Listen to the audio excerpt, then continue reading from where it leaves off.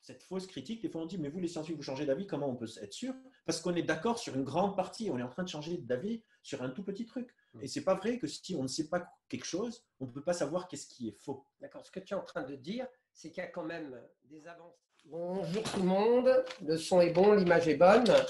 Voilà, donc c'est notre premier webinaire pour l'école des apprentissages. Voilà, on commence normalement, là il est 20h35, le webinaire durera 1 heure, à peu près 1 heure. Peut-être que vers la fin, on s'autorisera un petit débordement pour les questions-réponses. Donc, donc je vais présenter un petit peu l'école des apprentissages pendant à peu près 5 minutes au maximum. Et après, je laisserai la parole à Albert qui va se présenter lui-même et qui va présenter un petit peu le sujet. Et donc, ça se fera un petit peu à la bonne franquette, sous la forme de questions-réponses, d'abord entre nous. Vous pourrez poser des questions, mais c'est très important, il faut que vous les posez uniquement pas dans le chat, mais dans l'espace QR. D'accord? Sinon, je n'aurai pas accès aux questions qui auront été posées dans le chat. Donc, c'est important. Donc, je ne regarderai que les questions qui ont été posées dans l'espace QR. Voilà, donc je voulais d'abord remercier Albert, qui est un fidèle de l'école. L'école des apprentissages, elle a été créée en 2015. C'est une aventure collégiale. Donc, c'est vrai que j'ai eu l'idée au départ, mais elle n'existerait pas si je n'ai pas eu des bons et fidèles amis qui se sont joints véritablement à cette aventure. Voilà, en quoi elle consiste cette aventure? L'originalité de l'école. D'abord, c'est l'école auquel j'aurais rêvé véritablement participer si elle avait existé. Et donc, c'est un petit peu le même état d'esprit que ce qu'on trouve dans les écrits de Frédéric Lenoir. Donc, c'est-à-dire où, par exemple, je ne sais pas si vous l'avez lu, 3 amis en quête de sagesse. Mathieu Ricard. C'est chez Alary l'édition. Oui. Donc, Mathieu Ricard, donc quelqu'un qui est dans la spiritualité, là, bouddhiste en l'occurrence. Donc, Alexandre Jolien, donc quelqu'un qui est philosophe de métier. Et Christophe André, donc quelqu'un qui est psychiatre. Donc, c'est le tissage délicat entre la psychologie, la philosophie et la spiritualité, qui m'ont paru véritablement 3 approches, 3 champs tout à fait complémentaires pour pouvoir appréhender, c'est en rapport avec le thème de ce soir, véritablement quelque chose qui pourrait nous aider à vivre et nous aider à appréhender le monde tel qu'il est, nous rapprocher au maximum de la réalité des choses. Mais on va le voir si c'est possible ou pas, si c'est un leurre. Donc, il y a cette dimension-là. Donc, un exemple, par exemple en philosophie, on va faire essentiellement de la philosophie existentielle, c'est-à-dire des auteurs comme Platon, les stoïciens, alors les 4 grandes écoles, en tout cas en dehors de Platon et Aristote, c'est-à-dire les cyniques, les sceptiques et les épicuriens. On va étudier aussi Montaigne, on va étudier Spinoza, Nietzsche, et puis de façon plus moderne, Bergson, Jankélévitch. C'est quoi la philosophie existentielle? C'est une philosophie qui n'est pas exclusivement conceptuelle, mais une philosophie au sens antique du terme, une sophia, c'est-à-dire qui nous aide à vivre. C'est ça qui est important. Donc, on a sélectionné uniquement des philosophes qui ont vraiment une dimension pratique. Alors, la psychologie, c'est un peu pareil, c'est une approche intégrative. Donc, ça veut dire qu'on ne se réfère pas uniquement à une école de prédilection, mais on essaye de prendre toutes les écoles qui nous aident véritablement à travailler sur soi. Donc, un travail sur les émotions, un travail sur notre passé, et un travail aussi véritablement sur les conditions pour pouvoir améliorer notre mode de vie au quotidien. Donc ça, c'est au niveau de la psychologie. Et la spiritualité, donc des spiritualités traditionnelles et des spiritualités laïques. Donc c'est ça qui est important, non sectaire. C'est vraiment, dans cette école, on adore la biodiversité et on aime la confrontation à l'altérité. Donc ça, c'est des termes un peu qu'on est amené à vraiment étudier dans le cadre de cette école. Donc la biodiversité, c'est le fait que toutes les différences participent véritablement à un enrichissement mutuel. Il ne faut pas s'en priver.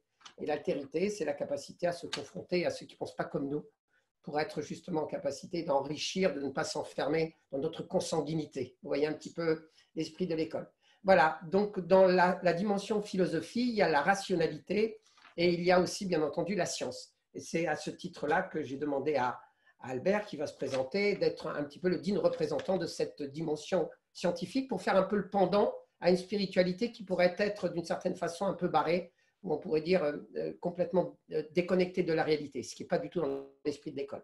Alors, 2 autres choses, et puis je laisse la parole à Albert. Donc, 2 parcours dans cette école, un parcours auditeur libre pour ceux qui souhaitent s'enrichir comme du développement personnel, vous voyez un petit peu. Donc, on vient picorer en fonction des programmes. C'est un programme sur 3 années qui est extrêmement riche, dans lequel vraiment les plus grandes approches sont abordées. Là, par exemple, le dimanche prochain, on va faire la gestalt thérapie, c'est un exemple. L'autre parcours est un parcours professionnalisant pour ceux qui souhaiteraient accompagner en s'appuyant sur cette sagesse de l'école. Et on a forgé le terme de Sophia-thérapeute. Donc un Sophia-thérapeute, c'est un thérapeute tout simplement qui s'inspire des sagesses du monde. Il les a pratiquées sur lui de manière à être en légitimité, en capacité de pouvoir ensuite, dans un deuxième temps, faire ce cadeau véritablement à ceux qui l'accompagnent. La sagesse est éminemment thérapeutique.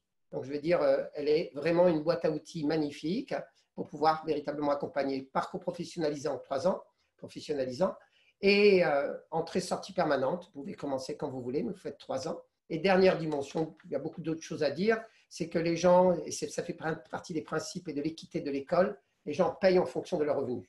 D'accord? Ce qui est quand même assez rare. Les formations de ce type sont assez adaptées en fonction des revenus.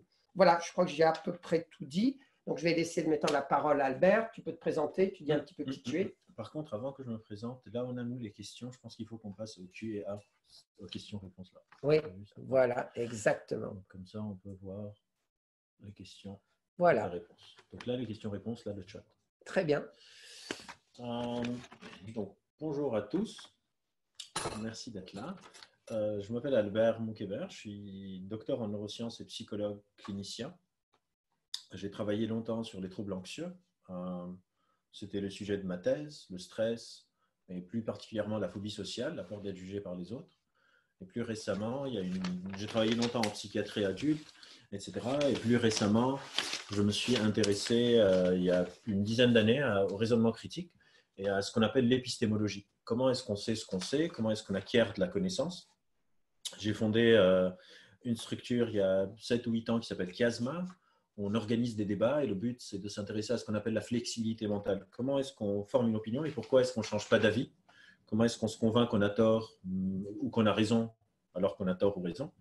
Et plus récemment, il y a 1 an maintenant, j'ai fondé un laboratoire qui s'intéresse au réchauffement climatique. En gros, comment l'apport des sciences cognitives et comportementales sur l'urgence climatique. En gros, pourquoi est-ce qu'on sait tous que c'est un peu la merde, mais on ne fait rien? Et donc aujourd'hui, je vais vous parler de comment est-ce qu'on peut acquérir de la connaissance, tous ces sujets, comment est-ce qu'on forme une opinion, comment est-ce qu'on peut savoir si ce qu'on sait est important. Moi, je travaille beaucoup sur le doute, mais je travaille beaucoup plus sur le doute de soi. En gros, on est dans une ère un peu particulière, dans une ère où on se dit on prône beaucoup le scepticisme de l'autre. Ne pas croire ce que vous lisez sur les journaux, ne pas croire ce que vous disent les experts, ou les médecins, ou les politiques, ou ce qui est écrit sur Internet, ce que vous voyez sur YouTube, etc. Et en face, il y a tout un courant de se faire confiance. Si vous le sentez, c'est que c'est vrai, faites confiance à vos intuitions, à vos pensées, à votre rationalité, à vos émotions, etc. Et moi, je travaille un peu sur le contraire. Moi, je travaille sur pourquoi est-ce qu'il ne faut pas se faire confiance et faire confiance aux autres. Ou en tout cas, savoir quand est-ce que je peux me faire confiance et quand est-ce que je ne devrais pas me faire confiance, en sachant que ne pas se faire confiance, ça n'a rien à voir avec ne pas avoir confiance en soi. Paradoxalement, j'ai besoin d'avoir confiance en moi pour pouvoir ne pas avoir confiance en mes idées. Souvent, quand je veux avoir raison, c'est parce que je confonds ma valeur avec mes opinions. Mes opinions deviennent ce qu'on appelle identitaires. Et donc, on ne peut plus douter de soi. Et moi, je travaille beaucoup sur soi. J'aime beaucoup, par exemple, Gaston Bachelard, qui est un philosophe de la science, qui a dit qu'il faut penser contre son cerveau. Donc, je m'intéresse beaucoup à comment le cerveau recrée la réalité, comment est-ce qu'on se raconte des histoires, comment est-ce que ces histoires peuvent être bénéfiques d'un point de vue individuel et sociétal, et comment est-ce que des fois, ces histoires peuvent être délétères. Et donc, ce que je vais essayer de faire avec vous maintenant, ce serait bien que Albert soit plus central. Non, on va discuter avec Aubert. Là, juste, je m'introduis. Donc, je vais poser des questions à Albert pour que ce soit un peu interactif. Voilà. Et du coup, je travaille énormément sur donc, cette notion de se dissocier de ses opinions et de voir comment ça peut nous aider à faire un meilleur monde ensemble. On est des animaux hautement sociaux et donc on ne peut pas s'en sortir seul. Et donc, le scepticisme de soi avant que ça soit sur le scepticisme des autres. Donc, je vais raconter un peu d'épistémologie et au fur et à mesure, avec Aubert, on aura des questions, des réponses, des choses comme ça. Si vous avez des questions sur ce que je suis en train de dire, on peut les voir. Donc, n'hésitez pas à m'interrompre. Comme ça va être plus simple et plus dynamique pour tous les deux. Et sinon, il y aura un temps dédié à la fin pour tout ça.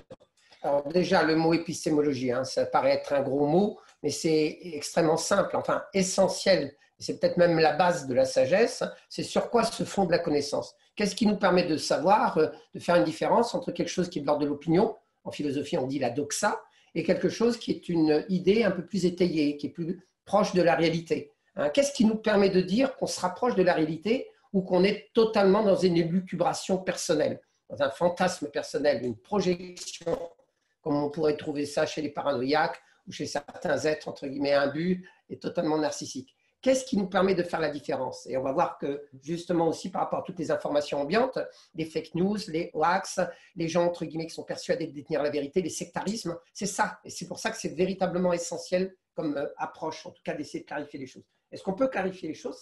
On peut y arriver ou pas? Alors, ça dépend c'est ça la première partie dont je veux parler. C'est une question qui est profondément philosophique, mais je vais donner une réponse plus scientifique à la question, en sachant que le mot scientifique pour moi a probablement un autre sens que pour vous, mais ce n'est pas grave. C'est pourquoi déjà est-ce qu'on ne pense pas tous la même chose? C'est-à-dire on a une réalité commune. On voit par exemple maintenant ce qui se passe aux États-Unis avec les violences policières et la réaction du peuple, et on voit qu'il y a des gens qui sont en profonde opposition, des gens qui disent le racisme est systémique, c'est pas normal, il faut qu'on fasse quelque chose, et d'autres qui disent en fait non, pas du tout, ça n'existe pas votre truc. Moi, ce qui m'intéresse, c'est pourquoi est-ce qu'on ne pense pas la même chose? C'est-à-dire on est tous face à une réalité commune, on a tous vu la vidéo de George Floyd avec le flic qui met son genou sur son cou. Pourquoi est-ce que ce n'est pas clair pour tout le monde ce qui est clair pour moi, par exemple? Et cette question a plusieurs réponses. Et elle est multiple, mais il y a une seule qui m'intéresse, une des réponses qui m'intéresse. Les deux autres, je vais vous les dire, on n'a pas le même matériel génétique, donc on n'a pas les mêmes tempéraments, etc. Et surtout, on ne grandit pas dans le même environnement. Et du coup, on n'a pas les mêmes valeurs, on n'a pas le même vécu, on n'a pas le même historique, nos familles n'ont pas vécu les mêmes choses, et donc tous ces vécus vont changer, toutes ces choses vont changer comment est-ce qu'on aborde une réalité commune. Mais par contre, il y a une troisième dimension qui est vraiment spécifique à notre cerveau, c'est que on a des ressources attentionnelles et perceptives qui sont très très limitées. C'est-à-dire, si par exemple maintenant je prends un livre qui fait même pas 10 pages et je dis à Robert, on va lire ce livre tous les deux et après on essaye de le restituer, vous allez avoir une restitution qui est très différente l'une de l'autre.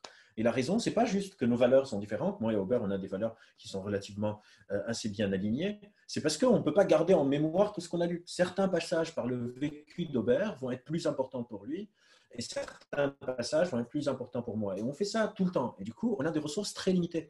Pendant longtemps, on a créé les modèles dualistes, le corps d'un côté et l'esprit de l'autre. Et pour le corps, on voit nos limites. Je sais que je ne peux pas sauter. Par contre, on a laissé s'installer une sorte de récit que notre esprit, lui, n'a pas de limite, que chacun peut appréhender tout le monde tout seul. Et ce qu'on a découvert avec les neurosciences, c'est au contraire, notre esprit a une limite très très forte. On a très peu de ressources attentionnelles. Si je suis en train de vous parler maintenant et j'essaye de penser à ne serait-ce qu'une idée en même temps, vous allez immédiatement sentir que je ne suis plus vraiment là. On ne voit que un pourcentage très petit du monde réel. Genre moi, j'habite à Paris et je vois juste genre, mon quartier. Et il y a toutes les autres villes sur la planète dont j'ignore l'existence. Et donc, on va avoir des vécus très différents qui vont faire émerger des priorités, des manières d'organiser le monde qui sont très différentes. Et du coup, cette question de pourquoi on ne pense pas les mêmes choses à cause des limitations de notre corps rentre directement dans la deuxième question, et moi, c'est la deuxième question sur laquelle portent mes travaux en grande partie, c'est du coup, comment est-ce qu'on peut acquérir de la connaissance? Comment est-ce que je peux savoir quelque chose si j'ai accès à 0,0001% de l'information disponible sur cette chose? Par exemple, si je veux m'intéresser sur comment fonctionne quelque chose d'aussi bête que, je ne sais pas comment une balle roule sur une route, il y a tous les modèles de Newton, d'Einstein, de la physique, de l'énergie potentielle, de l'énergie cinétique, etc., etc. Comment est-ce que je vais faire pour appréhender des choses? Et pour répondre à cette question de comment acquérir de la connaissance, c'est très important de séparer quelle connaissance je suis en train d'essayer d'acquérir. Et ça, on n'en parle pas assez souvent, surtout que des fois, les gens pensent que, par exemple, quand je dis comment acquérir de la connaissance, que ma réponse va être la méthode scientifique. Mais la méthode scientifique est vraiment utile dans certains cas, mais dans d'autres cas, elle n'est pas vraiment utile. Par exemple, c'est très différent si moi, je veux acquérir une connaissance sur comment Saturne orbite autour du Soleil, versus moi, je veux acquérir une connaissance si la personne qui me plaît, je lui plais aussi. Les deux, c'est une acquisition de connaissances. L'acquisition de connaissances peut se faire sur le monde naturel, mais elle peut se faire aussi sur moi-même. Est-ce que je suis quelqu'un de bien ou pas? Sur mes potes. Est-ce que mes potes sont des gens bien? Sur Aubert, est-ce que j'ai envie de travailler avec lui? Sur le resto, est-ce que j'ai envie de manger là-bas? Et selon la nature de la connaissance que je suis en train d'acquérir, la méthode d'acquisition de la connaissance change énormément. Et ça, c'est important de tout le temps garder en tête quelle méthode d'acquisition de connaissances je suis en train d'utiliser et est-ce que cette méthode match avec ce que je suis en train d'essayer de comprendre. Par exemple, si je veux savoir si ma copine m'aime ou pas, faire un design expérimental en double aveugle serait complètement absurde et stupide.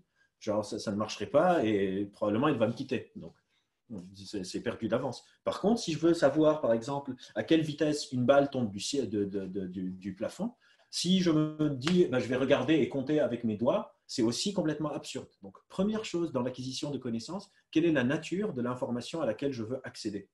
Et cette nature va conditionner la méthode que j'utilise. La deuxième, c'est est-ce qu'il y a une vérité? C'est-à-dire, si je veux acquérir une connaissance, est-ce qu'à un moment, c'est game over? À un moment, j'arrive et je dis, c'est comme ça, ou est-ce que c'est quelque chose qui est tout le temps repoussé? Par exemple, comme un horizon. Comme un horizon. Par exemple, je ne sais pas, le déplacement des objets dans l'espace, on l'a évalué depuis des millénaires, et là, on a un modèle qui est relativement fiable. Et quand un modèle est fiable, en science, on appelle ça une théorie. Le mot théorie en science, c'est l'opposé de l'usage habituel. Quand on dit théorie dans le langage habituel, en science, c'est hypothèse. Et théorie en science, c'est quelque chose qui est relativement sûr. Par exemple, la théorie de la gravité. Et du coup, avec cette théorie sur le déplacement des objets dans l'espace, on a réussi à construire des voitures, des ordinateurs, envoyer des satellites dans l'espace. Donc, on sait que c'est relativement… C'est vérifiable. C'est relativement vérifiable et surtout, c'est réplicable. Et c'est quelque chose qui est assez fiable, qui nous permet d'avoir des lunettes, de faire des choses qui sont vraiment dingues, de pouvoir se parler maintenant. On se parle maintenant parce que c'est fiable. Si ce n'était pas fiable, la connexion un jour marche, un jour ne marche pas et ça serait très compliqué. Du coup, dans ce cas-là, on a une sorte de vérité. Ouais. Je me permets juste une reformulation. Ouais. Je veux dire, tout ce que tu viens de dire, j'ai le sentiment que ça nous amène à une forme de double humilité. D'ailleurs, l'humilité, c'est vraiment ça fait partie de l'approche sagesse, justement de pouvoir douter, de pouvoir se poser des questions et d'être humble par rapport à la vastitude de tout ce qu'on est en mesure et en capacité de comprendre. Donc, ça veut dire que non seulement nous, on a des sens qui sont extrêmement limités, c'est-à-dire que par rapport aux deux infinis, comme dirait Pascal, c'est-à-dire la machinerie que nous donne la science pour pouvoir découvrir le monde, que ce soit des microscopes dans l'infiniment petit ou alors justement les télescopes dans l'infiniment grand, qui fait qu'on a accès à une réalité infiniment supérieure et infiniment plus riche que ce que nos sens nous permettent véritablement d'accéder. Donc déjà une première humilité, que suis-je dans la vastitude, voilà. Et il y a une deuxième humilité, c'est que le peu que je vois, lui-même, avec notre subjectivité, nos différences, nos différentes idéologies, etc., lui-même, c'est le bordel. Oui, il est colorié par moi-même. Et on va parler de cette notion de comment toute acquisition de connaissances est subjective. Toute acquisition de connaissances est subjective tout le temps. Parce que, je vais donner un exemple sur la science. Les gens pensent par exemple que la science est objective. La science est quelque chose de subjectif. La méthode scientifique est objectivante. Et c'est très différent, la science et la méthode scientifique. Un chercheur qui veut s'intéresser à un sujet, il a ses subjectivités, il a ses méthodologies. Si je décide, moi, de m'intéresser à Alzheimer, c'est peut-être parce que mon grand-père avait Alzheimer, sinon je ne vais jamais y penser. Du coup, le scientifique qui pose une question a son idéologie. Un scientifique peut être de gauche, de droite, du centre, être sympa, être un salaud, etc. La méthode scientifique, le design expérimental est objectivant. Mais il est tout le temps conditionné par la question que se pose le chercheur. Et c'est pour ça que la science change beaucoup plus d'avis. Moi, ça me fait souvent rire quand les gens disent la science est dogmatique. C'est peut-être la discipline qui change le plus d'avis de toutes les disciplines qu'on connaît, parce qu'on est tout le temps en train de penser contre soi. Et la deuxième humilité qu'on apprend énormément en science, par exemple le déplacement des objets dans l'espace, ça c'est le fruit de travail d'1 million d'humains. Il n'y a pas, en science, il n'y a pas un maître, il n'y a pas une personne qui est venue et qui a dit c'est comme ça. Et l'idée n'est pas rattachée à une personne. L'idée est rattachée au monde naturel. Et du coup, la science est un très bon outil pour comprendre le monde naturel. Mais encore une fois, utiliser la science pour savoir si mes enfants trouvent que je suis un bon papa, ce n'est pas une très bonne manière d'acquérir de la connaissance. Et surtout que, par exemple, si moi, je veux savoir si moi, les gens m'aiment bien ou pas, il n'y a pas vraiment de vérité. Chacun va me trouver quelqu'un. Et je ne peux pas faire la moyenne. Par exemple, imagine, je veux savoir si les gens m'aiment. Je demande est-ce que tu m'aimes, est-ce que tu m'aimes, est-ce que tu m'aimes, est-ce que tu m'aimes, et je fais une moyenne. C'est complètement stupide. C'est comme les stats. Vous savez, je vais faire partir sur une petite digression juste sur cette notion de comment l'idéologie conditionne l'exploration. En statistique, il y a la moyenne et la médiane. Et, et pour montrer combien la moyenne est absurde, on va dans un bar et on fait la moyenne des revenus de tout le monde. Et on découvre que les gens sont autour du SMIC. Et puis un jour, Bill Gates rentre dans ce bar. La moyenne devient, ils sont tous des milliardaires. En fait, ce n'est pas vrai, ils ne sont pas des milliardaires. Il y a juste un mec qui est un milliardaire qui a haussé la moyenne de tous les autres humains. Et donc, il faut tout le temps contextualiser l'acquisition de connaissances dans l'idéologie, dans un cadre politique, dans un cadre subjectif, et comprendre qu'il y a une différence entre la méthode et la question. C'est un humain qui pose la question, et selon la question qu'on pose, il faut la remettre dans un cadre subjectif, idéologique, contextuel. Est-ce qu'il y a une vérité ou pas? Quelle est la nature de l'information? Et une fois que j'ai répondu à ces 5 questions, je peux me dire quelle méthode je vais utiliser. Et ça, c'est quelque chose qui est très important. La deuxième chose qui est importante, je ne sais pas s'il y a des questions, non? Oui. Non. Si vous avez des questions, n'hésitez pas. La deuxième question qui est très importante, c'est du coup pour explorer la vérité. Ouais. Mets-toi un peu plus central pour l'instant. Voilà. La deuxième chose, du coup, parce que l'acquisition de la connaissance, donc on va séparer 2 choses. Acquérir de la connaissance en tant que société, créer un socle commun de réalité, et acquérir de la connaissance en tant que en tant qu'information de moi. Quand j'ai besoin d'acquérir de la connaissance pour donner accès aux autres, par exemple, comment fonctionne l'appareil psychique humain, j'ai besoin de pouvoir le partager avec Aubert. Mais si je veux acquérir de la connaissance, si je suis sympa, je n'ai pas besoin de le partager avec personne. Donc l'acquisition de la connaissance peut être quelque chose d'une expérience individuelle, mais aussi peut être une expérience collective. Et quand c'est une expérience collective, le but du collectif, ce n'est pas de se diriger vers un même sens, c'est de se challenger en même temps, en permanence. Je ne sais pas si vous avez suivi, récemment, avec le Covid, il y a eu toute la polémique sur l'hydroxychloroquine, le professeur Raoult, etc. Et, tout ça. Et récemment, la semaine passée, il y a une semaine, il y a une étude qui a été publiée dans The Lancet qui a dit l'hydroxychloroquine, ça ne fait rien. Et tout le monde est monté au créneau, les anti-Raoult, les pro-Raoult, pour dire oh mon Dieu, oh mon Dieu, oh mon Dieu. Une semaine plus tard, cette étude a été rétractée. La base de données qui a été utilisée, sur lesquelles les analyses statistiques ont été faites, ont été très mauvais. Mais ce qui est intéressant, et ça m'attriste qu'on n'en parle pas assez quand on parle de ce sujet, c'est qui a rétracté l'étude? C'est qui a fait les vérifications pour dire que cette étude est pourrie? C'est des chercheurs scientifiques dans le même domaine. Parce que l'acquisition de connaissances a besoin d'être un travail collectif de gens qui ne sont pas là pour aller dans le même sens, mais qui sont là pour se challenger, pour penser les uns contre les autres. Et moi, pour moi, cette notion d'être les garde-fous les uns des autres, c'est le truc qui me rassure le plus dans ma discipline. Et ça me fait très peur quand je vois des disciplines où les gens ne sont pas les garde-fous les uns des autres, où les gens sont en train d'applaudir dans une même direction, parce que ça n'avance pas. Et encore une fois, pour moi, ce qui s'est passé avec The Lancet, ça me rassure d'être un chercheur. Parce que je me dis, ma propre communauté, alors que l'étude est dans un journal hyper réputé et tout ça, a pu garder ce garde-fou et dire non. Ouais, je peux te poser une question. Là, on a l'impression que justement, les scientifiques entre eux ne sont pas d'accord, oui. Et c'est presque une bataille de chiffonniers. On a l'impression presque qu'il y a de l'idéologie derrière, les affirmations. Donc, on revient à la case départ. Si les scientifiques qui sont censés être garants d'une certaine objectivité, une capacité de remise en question ne sont pas d'accord entre eux, comment, entre guillemets, s'en sortir? Alors ça, il ne faut pas tomber dans le piège qu'on appelle de la fausse équivalence. C'est-à-dire, si je vais utiliser une sorte d'image imagée, si on dit que ça, c'est un tronc de connaissances, les scientifiques sont d'accord sur toute cette partie du tronc. Ils sont en désaccord sur vraiment un truc hyper technique. Par exemple, moi, dans mon travail du raisonnement critique, il y a 2 modèles qui sont qui sont en compétition. Un modèle qu'on appelle des systèmes de processus dualistes. Donc, on a un système rationnel et un système plus rapide et on est en train d'alterner entre eux. Et un autre qui dit qu'on a une sorte de boîte à outils adaptative. Si vous voyez les discussions entre ces 2 personnes qui représentent ces 2 courants, donc d'un côté, le monsieur s'appelle Daniel Kahneman et de l'autre, il s'appelle Gerd Gigerenzer, vous dites qu'ils sont en guerre civile. Mais eux, ils sont d'accord sur toute la base de la cognition humaine. Ils sont en désaccord sur ce tout petit détail. Alors qu'en face, parce que souvent, quand on n'est pas expert sur un sujet, on utilise des mots sans vraiment être d'accord sur le sens des mots. Vous allez vous dire, eux, ils sont en accord et les spécialistes sont en désaccord. Mais les spécialistes sont en accord sur un socle commun qui revient 100, 200, 300, 400, 500 ans en arrière. Et c'est juste qu'on se focalise sur ce petit dissensus parce que la science est quelque chose qui est bâti sur le dissensus. pas sur le consensus. C'est pour ça que je passe beaucoup de temps à essayer de vulgariser un peu ou de populariser comment fonctionne la méthode scientifique. Et c'est pour ça que j'ai dit au début que quand moi j'utilise le mot scientifique, je pense que ça signifie autre chose pour moi que pour les autres. La science est construite sur le dissensus, sur être les garde-fous les uns des autres. Les scientifiques, c'est les gens qui sont le moins souvent d'accord quand vous les voyez, mais en fait, ils sont d'accord sur tout le reste. Et deux, et c'est un danger qui est très très grave et duquel il faut se protéger et que j'entends souvent, il ne faut pas tomber dans ce qu'on appelle la fausse équivalence. La fausse équivalence, c'est de se dire, vu qu'en science, tout est potentiellement, tout est vrai jusqu'à ce que quelqu'un le prouve potentiellement faux, c'est que tout se vaut. Mais en fait, ce n'est pas vrai parce que certaines choses peuvent être plus fausses l'une que l'autre. Et cette notion de fausse équivalence, on appelle ça le relativisme cognitif, a été la porte ouverte à certaines des pires immondités de l'histoire humaine. De se dire, bah, vu qu'on ne sait pas, tout se vaut. Mais ce n'est pas vrai. Par exemple, je vais vous donner un exemple.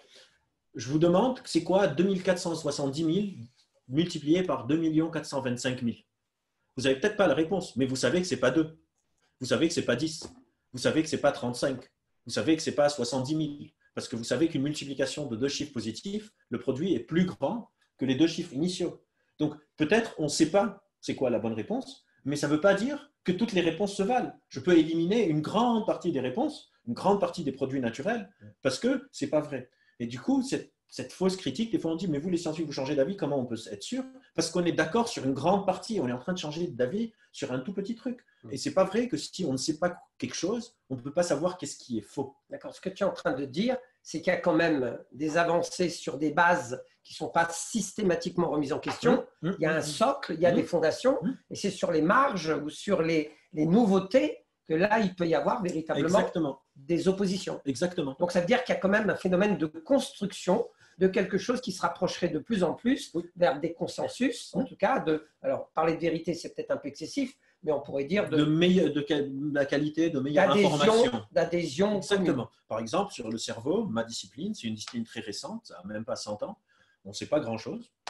Moi, je suis très candide sur ce sujet. On sait beaucoup, mais pas grand-chose en même temps. Et pour moi, ce n'est pas du tout contradictoire. Par exemple, on est tous d'accord que les pensées siègent dans le cerveau. Mais on ne sait pas vraiment quelle pensée est où, par exemple. On est tous d'accord que si quelqu'un il a un problème au cerveau, ça va affecter son tempérament. Mais une personne introvertie, c'est où dans le cerveau? On ne sait pas encore. Mais ça ne veut pas dire qu'on ne sait rien. Ça ne veut pas dire que quelqu'un va me dire, bah, alors peut-être que c'est dans le coude. Bah, je suis désolé, si quelqu'un n'a pas de coude, il peut encore réfléchir. Donc, c'est probablement pas dans le coude. Donc, c'est important d'évoluer dans sa connaissance. Quelqu'un dire de réduire sa marge d'erreur, tout à fait. Le but, c'est de réduire nos marges d'erreur. Et la science est une science inexacte. C'est une science qui fonctionne de manière améliorative. Le but de la science, c'est de réduire la marge d'erreur, pas de trouver la vérité. J'ai fait une conférence au MK2 l'année passée qui s'appelle « La science dit-elle la vérité ?» Et ma réponse, c'était non. La science est une méthode pour identifier qu'est-ce qui est faux, pas qu'est-ce qui est vrai. Et au fur et à mesure qu'on élimine du faux, on voit qu'est-ce qui reste. Et c'est comme ça qu'on avance. Après, des fois, on se trompe. Et encore une fois, c'est très bien. Pour moi, ça me fait flipper les disciplines qui n'ont pas changé leur modèle théorique depuis 1000, 2000, 500, 100, 200 ans, comme s'il ne s'est rien passé de nouveau depuis. Alors que la science, encore une fois, c'est une épopée collaborative. C'est une épopée où chaque chercheur vient rajouter un tout petit grain de sable à la connaissance de l'espèce. Mais l'acquisition de connaissances, c'est aussi moi-même. Ce n'est pas juste tout le temps de la science. Je ne fais pas des protocoles scientifiques pour avoir une opinion, je ne sais pas, sur la 5G. Je ne fais pas des protocoles scientifiques parce qu'on a besoin de déléguer. On n'a pas le temps de tous s'intéresser à tout. Et du coup, pour faire simple, pour vous dire comment ça suit un peu la connaissance, la première fois que vous êtes exposé à une information, on appelle ça une connaissance. Plusieurs informations qui viennent coaguler entre elles font créer ce qu'on appelle une croyance. Une croyance sur laquelle je veux agir devient une intention. Une intention sur laquelle j'agis devient une action. Et à chaque étape de ce cycle, il y a des pièges. Par exemple, je peux être exposé à une fausse connaissance. C'est par exemple les fake news, un article qui est faux. Du coup, si je suis exposé à une fausse connaissance, je vais avoir une fausse croyance. Mais aussi, je peux avoir une fausse croyance à partir de bonnes connaissances. Par exemple, la saignée. On est en 1450, je suis enrhumé, c'est une connaissance vraie. Je vais chez le toubib, il me saigne, c'est une information vraie. 3 jours plus tard, je vais mieux, c'est une information vraie. Et le toubib se dit, c'est la saignée qui l'a guéri.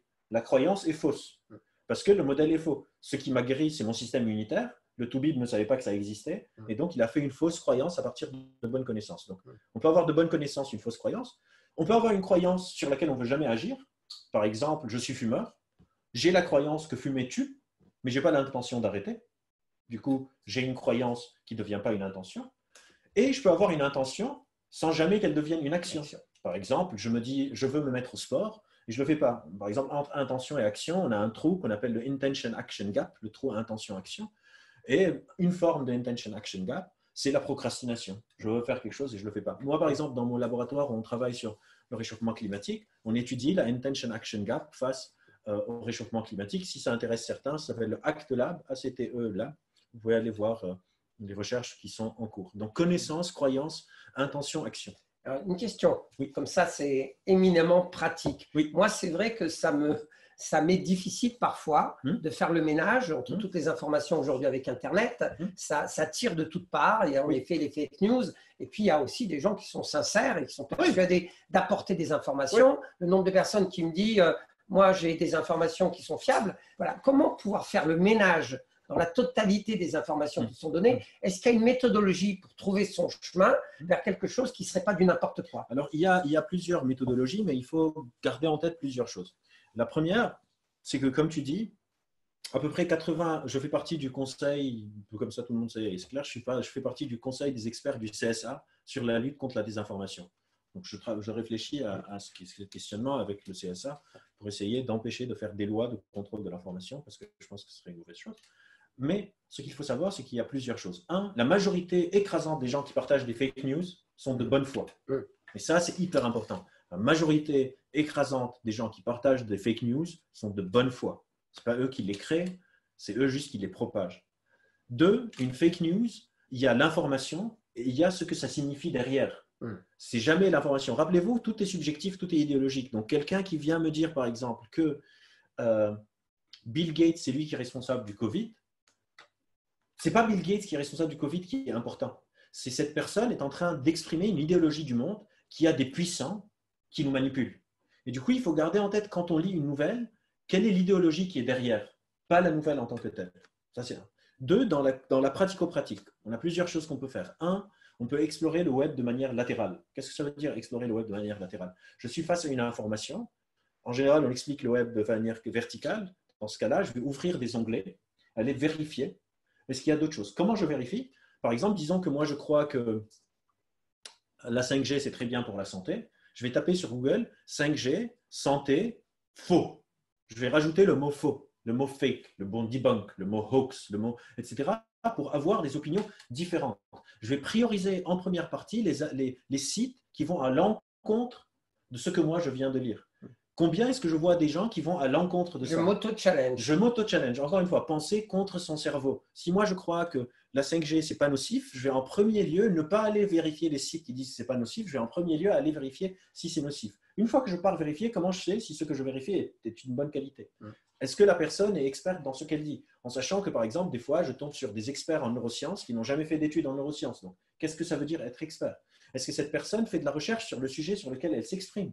Des fois, je ne sais pas, la dernière fois, j'étais à une conf, il y avait une personne qui fait du healing par énergie, genre du Reiki, et qui parlait des ondes électromagnétiques de la 5G, alors qu'elle n'a jamais étudié les fréquences radio, etc. etc. Donc, ça ne veut pas dire qu'elle ne s'y connaît pas, on peut s'y connaître sans avoir fait des études, mais c'est quand même quelque chose qui est un peu moins stable. Est-ce que cette personne a publié dans des endroits où elle a pu être évaluée par ses pairs, par des gens qui sont aussi experts? Parce que moi, par exemple, je peux vous dire maintenant que, je ne sais pas, le libre arbitre est dans le cortex cingulate antérieur du cerveau, du cortex préfrontal. Si je vous dis une merde, vous n'allez pas le savoir. Et ce que je viens de dire, ce n'est pas vrai. Hein. Vous n'allez pas répéter et dire que je l'ai dit. C'est juste pour vous dire que si j'ai un peu plus de connaissances, je peux bullshitter beaucoup plus. 3, accepter qu'il y a un principe qui dit que pour créer une fake news, ça nécessite infiniment moins d'énergie que pour corriger une fake news. Parce que, disons par exemple, si on prend... Calomnier, il en restera toujours quelque chose. Exactement. Calomnier, il en restera toujours quelque chose. Désolé, je bouge beaucoup quand je m'assois. Ouais. Par exemple, imaginez si on prend le vaccin. Il y a une asymétrie dans la persuasion et j'ai besoin, pour pouvoir me protéger de tout ça, de comprendre cette asymétrie.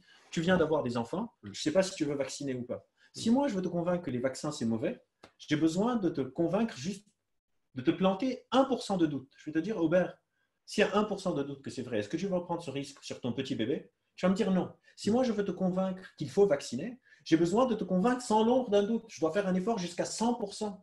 que c'est safe. Et du coup, le jeu est complètement asymétrique. C'est comme si on joue à un match de foot. Une équipe a besoin de marquer un but pour gagner et l'autre a besoin de marquer 100 buts pour gagner. Et du coup, je dois garder en tête que le doute, c'est important tant que je sais comment est-ce que ça marche et quelle est la proportion de doute nécessaire pour empêcher ma intention-action gap. Ce n'est pas le même jeu. Par exemple, quelqu'un qui dit quelque chose, c'est à lui de le prouver. Ce n'est pas à dire aux autres, prouver que j'ai tort. On appelle ça le charge du poids de la preuve. Et donc, il y a tous ces sujets qui sont en jeu. Oui, le contre-question. Oui, je disais…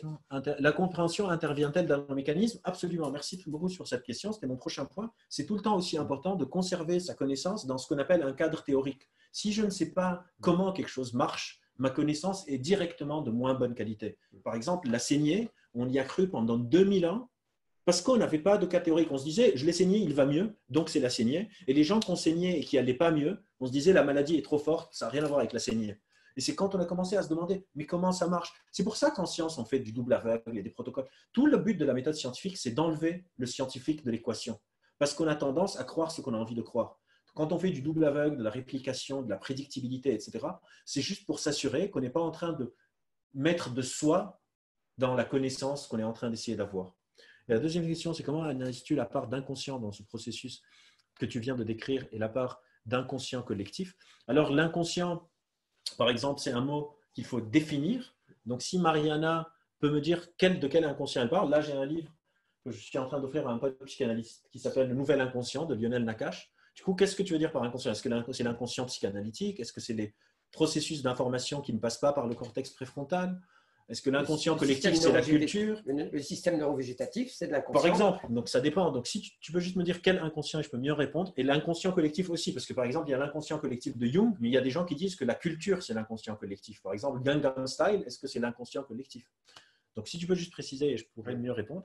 Cela veut dire que l'on doit être perpétuellement en doute. Est-il possible de vivre sans vérité ni croyance concernant les informations? Être en doute constant. Alors, merci aussi pour cette question. Être en doute constant, on revient à la fausse équivalence. Non, on peut avancer, mais je peux pondérer mes opinions. Par exemple, me dire que sur le fait que si une voiture m'écrase, je vais avoir mal, mon doute est quasiment nul. Mais sur le fait que je peux aider quelqu'un qui a une phobie sociale, mon doute est de peut-être 20%, par exemple. Mais par contre, sur est-ce que… je sais pas, une question, est-ce que dans la physique quantique, les électrons communiquent entre eux? J'en sais rien. Et du coup, mon doute doit tout le temps être proportionnel à comment est-ce que j'ai acquis cette connaissance. Est-ce que c'est ma connaissance? Est-ce que c'est quelqu'un d'autre qui me l'a acquis? Etc. Parce que sinon, on va être… Et encore une fois, c'est le doute de mes pensées, pas le doute de moi. Le doute de moi va me paralyser.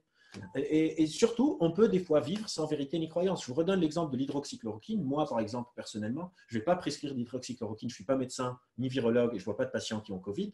Je ne vais pas en prendre parce que je n'ai pas eu un Covid assez grave pour avoir besoin d'en prendre. Je ne suis pas obligé d'avoir une opinion dessus. Les gens qui ont une opinion dessus, encore une fois, ils sont en train d'expérer leur opinion sur une valeur derrière. Est-ce qu'il y a des élites qui nous gouvernent ou pas? C'est un peu ça le sujet, parce que personne ne s'y connaît sur l'hydroxychloroquine, à part, je ne sais pas, 10 000 personnes sur la Terre. Et tout le monde s'en empare comme si c'est un truc de genre. Claire, on n'est pas obligé d'avoir une opinion dessus. Oui. Je ne suis pas obligé d'avoir une opinion sur est-ce que je veux planter des OGM ou pas, je ne suis pas agriculteur. Et je trouve que ce qui est très, très agaçant, c'est que la plupart des gens, on a l'impression qu'ils savent mieux que les scientifiques et les politiciens qu'est-ce qu'il aurait fallu faire, surtout quand on le sait après. Hein. Avant, je veux dire, qu'est-ce qu'ils auraient fait? En anglais, c'est un proverbe qui s'appelle Hindsight is 20/20, c'est-à-dire quand on regarde dans l'arrière du miroir, on voit tout le temps beaucoup plus clairement. Les gens là sont sur les masques. Du coup, les masques, ça sert à rien. C'est très facile de juger quand quelque chose se passe bien. Souvent, quand les gens me disent sur les vaccins, je leur dis, vous savez, c'est quoi le problème avec les vaccins? Il y a un problème avec les vaccins. Ça a trop bien marché.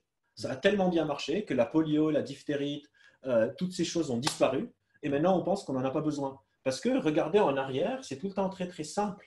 Mais on ne savait pas si le Covid allait tuer des millions de personnes ou personne. Est-ce qu'on veut prendre le risque? C'est ça le principe de précaution. Maintenant qu'on sait mieux, on déconfine petit à petit, on fait ça, on fait ci. Ça ne veut pas dire que le gouvernement n'a pas fait aussi des erreurs, mais c'est juste que c'est très facile, quand on a toutes les informations en main, de dire « Ah ben moi j'aurais fait ça », mais c'est quand tu n'as pas les informations.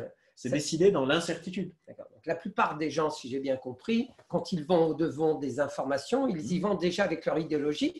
Et donc, il va y avoir des biais de confirmation. Ils vont chercher tout simplement dans la multiplicité des informations ce qui pourrait confirmer les opinions qu'ils ont déjà sur la chose. Oui, ou les opinions, ou plutôt, je ne dirais pas les opinions, les valeurs. Les valeurs. Les valeurs, par exemple, si moi je suis quelqu'un qui, je ne sais pas, je suis hyper anti-système, machin, la 5G, même si j'ai jamais pensé à quoi que ce soit et j'utilise la 4G tous les jours sur mon téléphone, je vais, oh mon Dieu, la 5G, le compteur Linky, même chose, oh mon Dieu, le compteur Linky, alors que peut-être je ne suis pas électricien, je ne m'y connais pas, ni rien du tout. Et du coup, c'est les valeurs, qu'est-ce que ça représente? Et quand on discute les uns avec les autres, c'est très important de garder en tête cette couche valeur derrière et pas juste s'arrêter au sujet. Ouais. Alors la question qui a été posée, donc c'est entrer dans la connaissance, c'est essayer de diminuer progressivement sa marge d'erreur. Exactement. On élimine ce qui est faux et on voit ce qui reste en acceptant qu'il y aura probablement encore des poches de faux qu'on doit éliminer. Et plus on est expert, et plus on est sur des sujets hyper pointus dans ces poches de faux. Ouais, c'est un peu ça l'expertise. Et le but de l'expertise, c'est aussi de pouvoir créer un socle commun de réalité où on peut donner accès les uns aux autres. Je vois souvent sur Internet une image avec un 6 au sol, une personne d'un côté et l'autre, et un 10 et un 6, et l'autre 10 et un 9. Ça, c'est par exemple quelque chose de très bénéfique. Parce qu'il y a une chance que je puisse te dire, Aubert, viens de ce côté, vois que c'est un 6, et il y a une chance que tu me dises, viens de ce côté, regarde, il y a un 9. Ouais. Le problème, c'est sur cette scène, s'il y a une troisième personne qui vient et qui dit, ça, c'est une banane. Ouais. Et là, on n'a pas accès, et là, on revient à ce que tu disais au début, c'est un peu comme les délires des patients psychotiques, où on n'a pas une chance d'avoir accès. Ce n'est plus des valeurs, c'est juste une sorte c'est les fonctionnements sectaires, par exemple, c'est quand on crée une sorte de réalité où juste les gens dans la secte ont accès à cette réalité et tous les autres sont rejetés hyper violemment, comme par exemple dans la scientologie. Tom Cruise, il est scientologue, il a une fille avec Nicole Kidman et un fils, je pense, je ne sais pas. Mais en tout cas, Nicole Kidman n'a pas le droit de voir ses enfants parce qu'elle ne comprend pas la réalité de la scientologie. Et les scientologues décident que ces personnes-là vont venir les empoisonner, les polluer avec leur énergie négative. Il y a une question que je voudrais te poser. Oui. Là, on a bien travaillé le socle de la connaissance et la capacité justement qu'on a de pouvoir faire confiance au fait qu'il n'y a pas que du relativisme, mais qu'il y a bien en effet des vérités qui, en termes de probabilité, à l'échelle universelle, en tout cas à l'échelle humaine, demanderaient une adhésion commune. Oui. Mais sur le plan subjectif d'un individu, comment un individu peut construire son propre socle alors qu'il est subjectif? Parce que j'ai beaucoup de gens, moi, qui viennent me voir et qui, justement, n'arrêtent pas de se remettre en question parce que, justement, ils ont du mal à accéder à une vérité qui pourrait être un socle, une construction qui leur permettrait d'avancer dans leur vie et d'être mieux dans leur peau.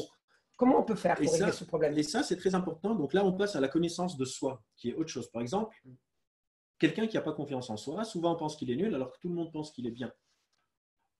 On parle souvent de ce cas quand on fait de la psycho. Mais on ne parle pas de l'autre cas, quelqu'un qui pense qu'il est génial et tout le monde qui pense que c'est un salaud. Qu'est-ce qu'on fait de ça? Et du coup, quelque part, pour moi, là aussi, la construction de soi, un des trucs qui m'a le plus énervé quand j'étais petit, j'étais anxieux et tout le monde me disait, tu t'en fous de ce que les gens pensent.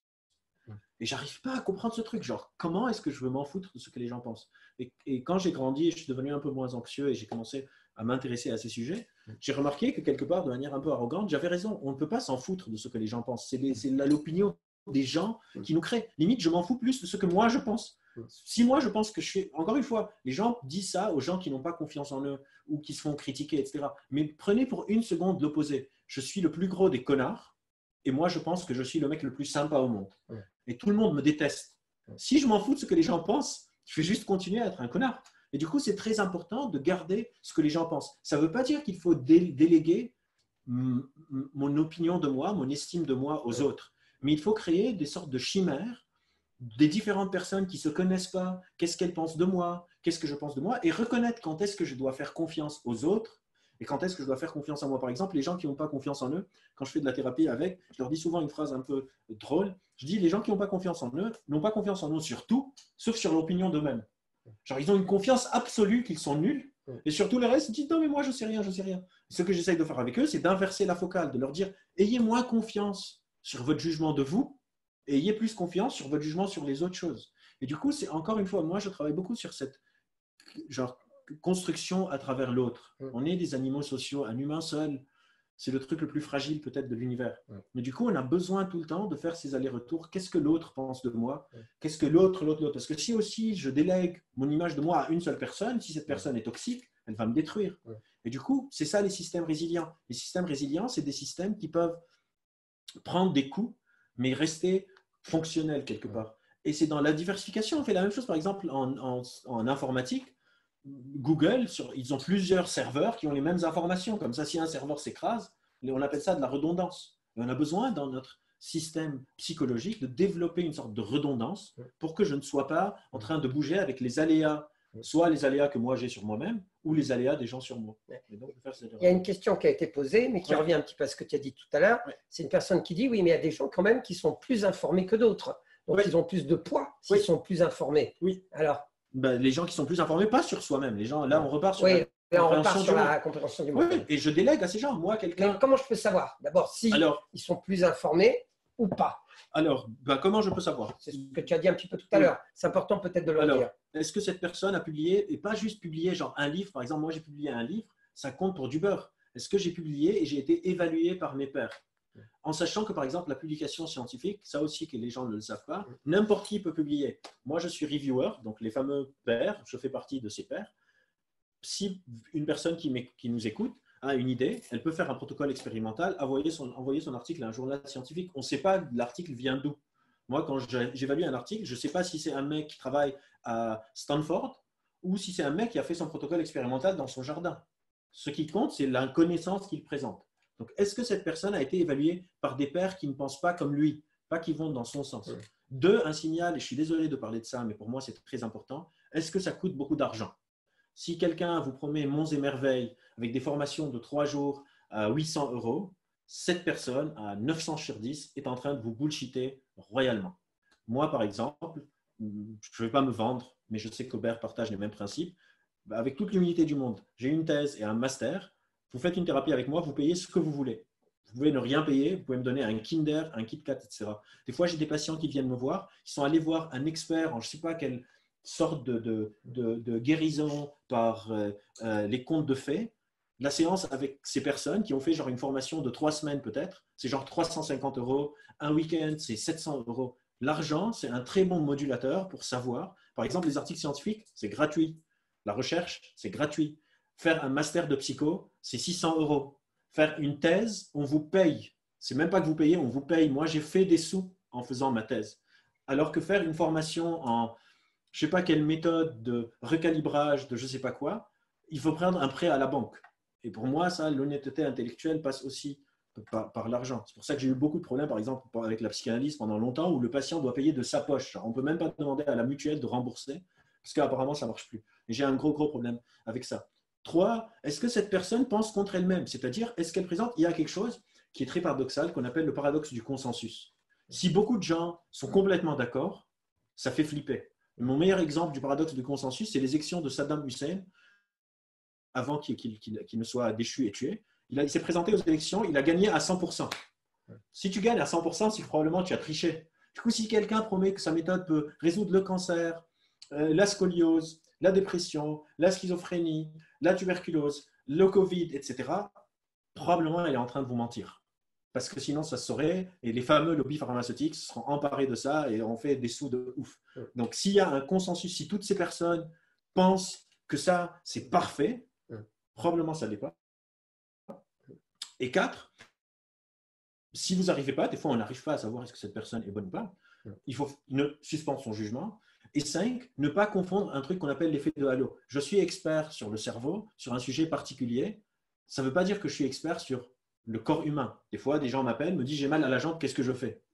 J'en sais rien. Des fois, par exemple, là, sur le Covid, on voyait, lui, il est médecin, il a dit que ce truc n'est pas vrai. Mais il est médecin de quoi? S'il est cardiologue, il n'a rien à dire sur le Covid. Si le mec est médecin urologue, il n'a rien à dire sur la schizophrénie. Si le mec est psychiatre, il n'a rien à dire sur l'immunologie. Ce n'est pas parce que quelqu'un est expert dans un truc, on appelle ça l'effet de halo, qu'on pense, par exemple, 2 fois, ça me fait vraiment rire quand je vois des citations d'Einstein sur les relations amoureuses. Le mec, il s'est marié 4 fois, il est nul en relations amoureuses. Il est bon en physique, ce n'est pas parce que c'est Einstein que c'est bon. Et donc, agencer toutes ces informations et surtout, vous n'êtes pas obligé d'avoir des opinions sur tout. Là, il y a quelque chose qui me paraît très important, peut-être, on va bientôt finir, hein, il est 24, on va voir. C'est la collusion qu'il peut y avoir entre justement les scientifiques, l'idéologie et le monde, si je puis dire, de l'argent. Oui. Et c'est là où véritablement c'est compliqué de pouvoir trouver véritablement un point de vue qui pourrait être relativement objectif. C'est vrai qu'il y a des êtres humains, les scientifiques. Oui, bien sûr. Et c'est là où c'est très important de séparer la connaissance de la politique, de l'application de la connaissance. Par exemple, sur les vaccins, la science, c'est une des plus grandes avancées qu'on a de l'histoire de la santé infantile. Un enfant sur deux mourrait avant les vaccins. On est tombé à 0,5% après 4 vaccins ou 5 vaccins. De 50%, donc un enfant sur deux à 0,1%. Il faut séparer la technologie dite des vaccins de, par exemple, une compagnie pharmaceutique ultra-capitaliste qui va vendre des vaccins en Afrique pour un prix hyper cher. On ne peut pas mélanger les deux. C'est important de séparer la technique de la politique. Si on découvre un médicament super bon et Sanofi le pique et veut le vendre à 80 €, je vais me battre contre Sanofi, mais pas contre le médicament. Le médicament, il marche bien, mais c'est Sanofi qui ne marche pas très bien. Par exemple, je donne souvent l'exemple, le premier vaccin, le mec qui l'a découvert, on lui a dit brevette-le. Et il a refusé, il a dit c'est mon cadeau pour les enfants du monde. C'est un chercheur, lui. Et c'est pour ça que les gens peuvent guérir de la polio sans payer d'argent, machin. Parce que le mec qui l'a découvert, il a dit c'est gratuit. Le mec qui a découvert la ceinture de sécurité, bossait avec Volvo. Volvo lui a dit on va breveter ce truc. Il a dit je démissionne si vous brevetez. Vous envoyez maintenant comment ça marche à tous les constructeurs automobiles. On ne va pas risquer la vie des gens et de pousser Mercedes à inventer un système moins bon de ceinture de sécurité et leur causer la mort pour que nous, on se fasse des sous. Et c'est pour ça que toutes les voitures ont le même système de ceinture de sécurité parce que l'ingénieur de Volvo, qui est un chercheur, a dit non. Il faut séparer la technique de la politique. Je peux être pour les vaccins contre les compagnies pharmaceutiques. Je peux être pour la chimiothérapie contre la surmédicamentisation. Et c'est important de tout le temps garder ça parce que il y a des scientifiques qui mentent, il y a des scientifiques qui sont des salauds, il y a des scientifiques qui sont machistes, racistes, tout. Payés par des laboratoires. Payés par des laboratoires, bien sûr. L'avantage de pourquoi nous, on se protège de tout ça, c'est ce fameux site Archive, ARXIV, où quand un article scientifique est publié, des chercheurs du monde entier vont aller jouer les reviewers. Et c'est comme ça que l'étude du Lancet est tombée. Les reviewers du Lancet, c'est même pas l'étude du Lancet, c'est l'étude de Mera publiée dans le Lancet. Les reviewers du Lancet ont vu ça, ils ont dit c'est bon, parce que le protocole était bon. Ce qui était problématique, c'est la source des bases de données. Quand ça a été publié, on ne peut pas dire que tous les chercheurs qui s'y connaissent sont tous en train d'être payés par le labo pharmaceutique, parce que ça deviendrait un peu gros. Ces chercheurs sont allés, ont checké les datas, il y avait des statisticiens et on ont dit ça ne va pas. Et donc, c'est là où on a besoin d'être les garde-fous les uns des autres. Moi, ça me fait énormément peur, une discipline où on ne se rétracte jamais. Quelqu'un qui me dit, je ne sais pas, on a découvert une méthode de guérison par les énergies il y a 2000 ans et personne ne s'est jamais rétracté aucune fois. On s'est trompé aucune fois. Et là, on revient au paradoxe du consensus. Si en 2000 ans, vous êtes trompé aucune fois, c'est qu'il y a un gros problème. Parce que Homo sapiens, 150 000 ans, pourquoi est-ce que personne avant vous n'a découvert ça? Comment tu t'expliques alors à ce moment-là que des sages d'il y a 2000 ans ou de 3000 ans, je pense à des Bouddhas, je pense à des Platons, etc., ont émis des propos qui sont aujourd'hui toujours valides? Alors, dans quel domaine on parle? De quoi il s'agit là? Alors, ça dépend des propos et ça dépend de quoi on parle exactement. Déjà, il y a un proverbe que j'aime beaucoup, même une horloge cassée donne la bonne heure 2 fois par jour. Donc, ça peut être la chance, surtout qu'on est en train de prendre 3000 ans, donc beaucoup de gens écrivent beaucoup de choses et on a quelque chose qui s'appelle le biais du survivant. On va juste avoir ce qui reste, c'est ce qui marche relativement bien. La deuxième chose, c'est que souvent, Platon, Bouddha, etc., parlent de choses qui parlent de l'expérience subjective de vie. Nos ennemis, nos amis, le sens des choses, le stoïcien, etc. etc. Mais par exemple, les contemporains de Platon, s'ils veulent parler sur comment fonctionne la valvule tricuspide du cœur, ils n'avaient rien à dire sur le sujet. Et aussi, il ne faut pas oublier que quand Platon et tout ça sont arrivés, Homo sapiens avait déjà 150 000 ans d'existence. Donc on avait quand même accumulé, par exemple, une des choses, parce que les femmes sont souvent invisibilisées dans la science, la première personne à dire que la Terre tourne autour du Soleil, c'est en moins 300, c'est Hypatia. C'est une femme grecque, chercheuse, qui a découvert le mouvement des astres 1200 ans, 1300 ans, 1400 ans avant Galilée. C'était une femme, donc il a dit mais non, tu dis n'importe quoi, et on a perdu 1500 ans jusqu'à ce que Galilée le redit, et tout le monde dit ah, c'est Galilée qui l'a découvert. Parce qu'il y a aussi les dynamiques idéologiques sociétales, le sexisme, le racisme. Un des plus brillants mathématiciens au monde était indien, il s'est fait taper de partout jusqu'à ce qu'il envoie une lettre à un autre mathématicien à Londres, et il l'a fait venir d'Inde pour le protéger parce qu'il allait se faire buter, parce qu'on disait que les Indiens, ils ne peuvent pas réfléchir aux maths, c'est des sauvages qui ne comprennent rien. Même chose pour les échecs, etc. Et c'est là où on revient à cette nature de communauté, de garde-fous les uns des autres et d'alliés les uns des autres, en se rappelant qu'il y aura des gens qui sont mauvais et des gens plus bons. Et sur les sagesses anciennes, encore une fois, ça dépend de ce qu'on parle, de ce dont on parle. Ce n'est pas par hasard que, je ne sais pas, par exemple, la polio. La polio existe probablement depuis le début de l'humanité. Pourquoi est-ce que personne n'a sauvé tous ces enfants si on avait des techniques de guérison? Parce que là, je vois beaucoup de gens qui disent, mais on n'a pas besoin de vaccins, on peut soigner avec, je ne sais pas, les plantes et tout ça. Mais tous les enfants qui sont morts entre moins 150 000 et 1850, quand on a eu le premier vaccin, pourquoi est-ce qu'ils n'ont pas soigné tous ces enfants? Il était où leur remède? Pourquoi est-ce qu'ils n'ont pas utilisé les plantes? Ils savaient que les plantes étaient médicinales. Pourquoi est-ce que les enfants mouraient? Et donc, quelque part, il faut aussi mettre les gens, penser contre son cerveau, c'est se challenger. C'est pas essayer de se donner raison. Et donc, des choses ont été dites qui sont très très vraies. Dans la bibliothèque, pratiquement tous les stoïciens, c'était mes livres de chevet pendant très très longtemps. Et il faut accepter que des fois aussi, on se trompe. Einstein s'est trompé sur des choses, Newton s'est trompé sur beaucoup de choses. Moi, je me suis trompé et je vais continuer à me tromper, j'espère, encore longtemps. Et quand je me trompe, j'espère qu'il y aurait en face de moi quelqu'un qui va venir et être mon garde-fou. Donc, ce que tu essaies de dire, c'est que si, par exemple, demain, on a des preuves que, par exemple, pour certains vaccins, je ne veux pas généraliser, il y a véritablement des raisons de se méfier ou etc. À ce moment-là, tu es tout à fait prêt à te remettre en question. Bien sûr, au contraire, ça m'exciterait parce que ça veut dire qu'on est en train de découvrir quelque chose de nouveau. Je serais genre quand l'étude du Lancet est sortie et je l'ai lu, j'étais genre, comment est-ce qu'ils ont construit ça? C'était vraiment bizarre. Et quand des gens plus experts que moi sur le sujet sont allés voir sur Gisphère, donc la base des données, ils ont dit cette base de données, en fait, c'est du gruyère. Moi, ça me rassure. Je suis excité à propos de ce truc. Ça veut dire qu'on est en train d'avancer. Si demain, quelqu'un découvre, et encore une fois, si on veut dire quelque chose d'extraordinaire, il faut avoir des preuves extraordinaires.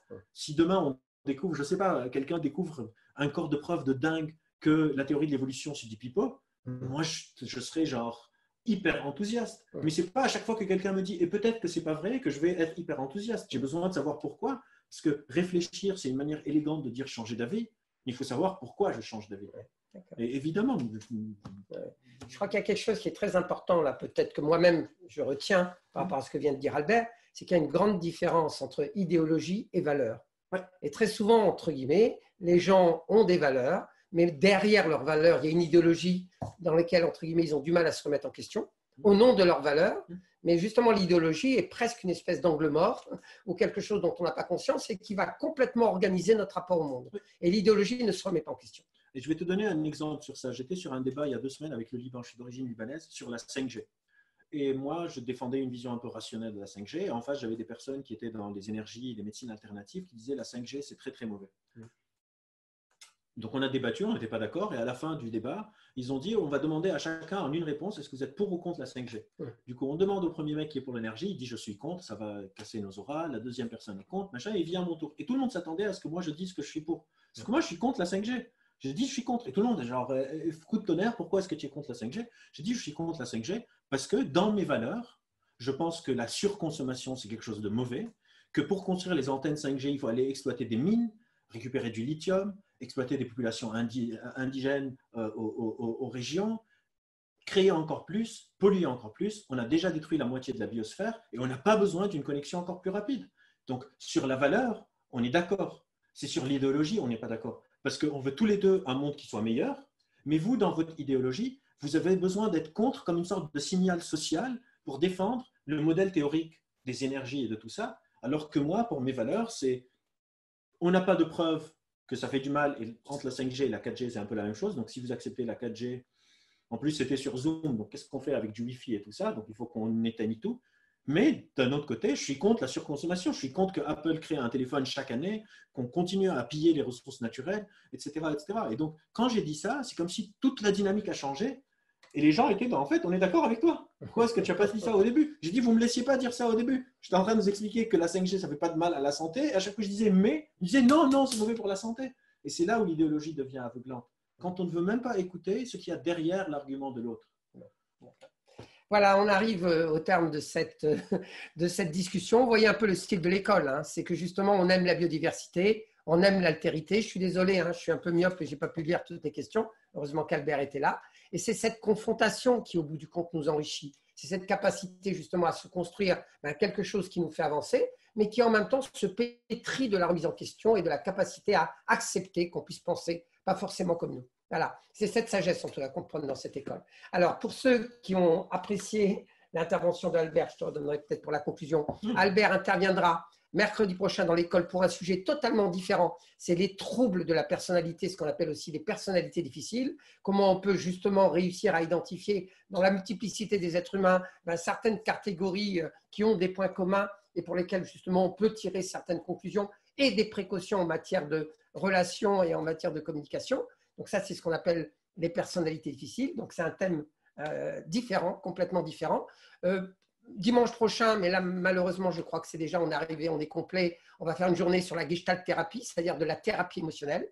Voilà, et on est comme ça, on navigue de la philosophie à la psychologie, de la psychologie à la spiritualité. Vous avez le site de l'école, donc l'écoledesapprentissages.com, auquel vous pouvez accéder pour véritablement voir un petit peu toute la richesse de ces conférences. Et il y a une vingtaine d'intervenants tous les ans, tous experts et spécialistes dans des domaines très très différents, mais donc qui sont compétents pour parler de leur domaine. Tu voulais conclure peut-être, Albert? Non, merci beaucoup d'être là. Et, voilà, je vais bonne lire. Soirée. Oui, est-il possible de lire vos travaux? Oui, alors j'ai écrit un livre qui s'appelle Votre cerveau vous joue des tours. Il a été publié il y a 1 an presque chez la réédition. Je publie une chronique dans l'Express 1 fois par mois sur plusieurs sujets. Là, la prochaine sort jeudi prochain sur le télétravail. J'ai déjà publié sur genre les biais cognitifs pendant Covid, le réchauffement climatique, les stimulations cérébrales profondes. Genre, ça part en des sujets sociétaux et des sujets plus techniques pour apporter des informations. Donc là, vous pouvez me suivre sur Facebook avec mon nom. Mon profil est public, donc vous pouvez me suivre sans demande d'amis, mais si vous voulez qu'on soit amis, on peut l'être. Et sur le site de Chiasma, chiasma.co, il y a notre blog, et sur le Act Lab pour tout ce qui est climat. Et il y a aussi nos productions, nos recherches et les différentes interviews ou conférences qu'on a déjà fait sur le sujet. Voilà, nous allons organiser des webinaires à peu près tous les 2-3 mois. Donc, vous pouvez vous tenir au courant de nos prochains intervenants qui sont tous sympathiques et pleins de valeur. Alors, comme vous pouvez le voir. Donc, chiasma.co, Act Lab,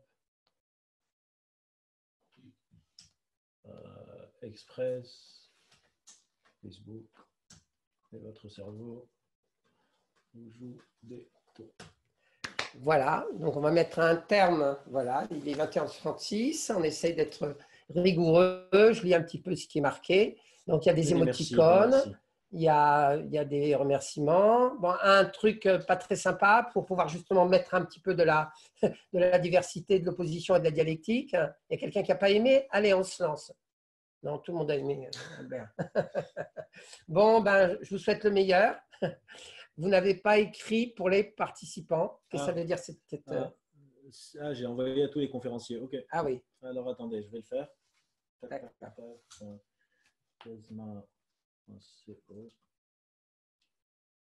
Votre cerveau joue des tours.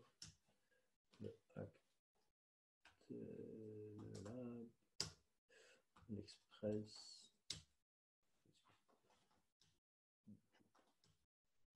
Voilà. J'ai pas de chaîne YouTube, mais il y a plein de vidéos d'entretien, de choses que j'ai fait. Voilà, je crois que c'est à peu près tout. Voilà. Et votre nom en entier, s'il vous plaît. Oui, parce que tu as un nom. Oui. J'ai un nom compliqué.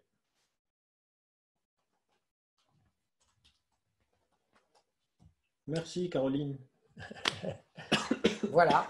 Donc là, on va mettre un terme à ce webinaire. Et puis, je vous donne rendez-vous peut-être la semaine prochaine, donc mercredi prochain, avec Albert, sur les personnalités difficiles. Vous êtes les bienvenus. Très bonne soirée. Au revoir à tout le monde. Au revoir.